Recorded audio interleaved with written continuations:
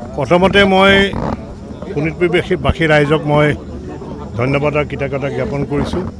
আমাৰ দলৰ ভাৰতীয় জনতা পাৰ্টি আৰু মিত্ৰদলৰ আমাৰ পাৰ্টি হওক আমাৰ যিসকল কাৰ্যকৰ্তা আছে কাৰ্যকৰ্তাক বিধায়কসকলক মাননীয় মন্ত্ৰী ডাঙৰীয়াক ভাৰতীয় জনতা পাৰ্টিৰ কাৰ্যকৰ্তাসকলক মই ধন্যবাদ জ্ঞাপন কৰিছোঁ। তেওঁলোকৰ প্ৰচেষ্টাত এটা সুন্দৰ এটা নিৰ্বাচন এটা বৃহৎ সংখ্যক এতিয়ালৈকে আমাৰ আনুষ্ঠানিকভাৱে ঘোষণা হ'বলৈ বাকী আছে কিমান আমি লিড লৈছোঁ। তথাপিও আমি 3,56,000তকৈ অধিক ভোটত আমি লাভ কৰিম। বিপিৰ সমষ্টিৰ পৰা আমাৰ পৰিসংখ্যাটো অহা নাই, যিহেতু আমি ভাবিছোঁ 4 লাখৰ যিটো আমি এটা টাৰ্গেট ৰাখিছিলোঁ আমি 4 লাখ সংখ্যা আমি চুবলৈ সক্ষম হ'ম। আৰু সেইবাবে মই সকলোকে মই ধন্যবাদ জ্ঞাপন কৰিছোঁ।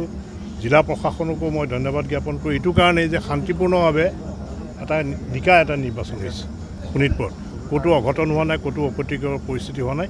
আৰু সাংবাদিক বন্ধুসকলকো মই আপোনালোকক এই চেগতে মই ধন্যবাদ জ্ঞাপন কৰিছোঁ যে আপোনালোকে নিৰপেক্ষভাৱে যিবিলাক আপোনালোকে সংবাদ যিবিলাক আপোনালোকে প্ৰচাৰ কৰিলে সেই নিৰপেক্ষ সংবাদে আমাক এই ভাৰতীয় জনতা পাৰ্টীয়ে আমাৰ দলক যথেষ্ট উৎসাহিত কৰিছে, কাৰ্যকৰ্তাসকলৰ মাজত মনোবল বৃদ্ধি কৰিছে আৰু আমি বৃহৎ ব্যৱধানত বিজয়ী হৈছোঁ। অসমত সাংসদ হিচাপে বৃহৎ ব্যৱধানত বিজেপিৰ আপুনিয়ে জয় হৈছে সম্ভৱ?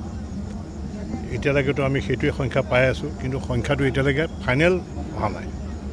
আমি 3,56,000টো এটা সংখ্যা এটা আহিছে, কিন্তু এইটোৱে এতিয়া সঠিক নহয় আৰু ইয়াত সংযোগ ঢেকীয়াজুলি বিধায়ক বা তথা মন্ত্ৰী ডাঙৰীয়া তেখেতে এটা কমিটমেণ্ট কৰিছিলে, এটা প্ৰতিশ্ৰুতি আমাৰ বিধায়কসকলৰ মাজত এটা কম্পিটিশ্যন তেখেতে আনিছিলে।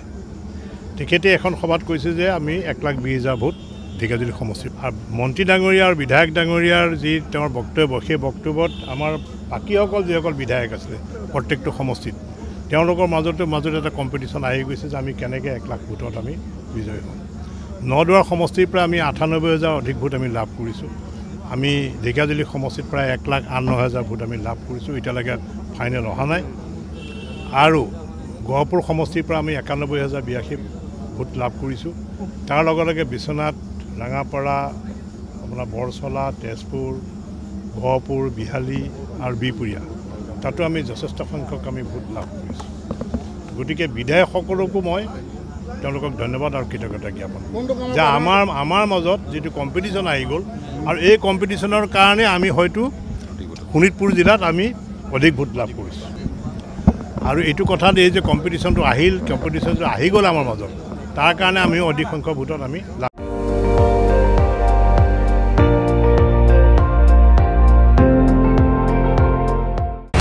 আপুনি চাই আছে ND24 সৰ্বশ্ৰেষ্ঠ নহয় সৰ্বোত্তমৰ দৌৰ।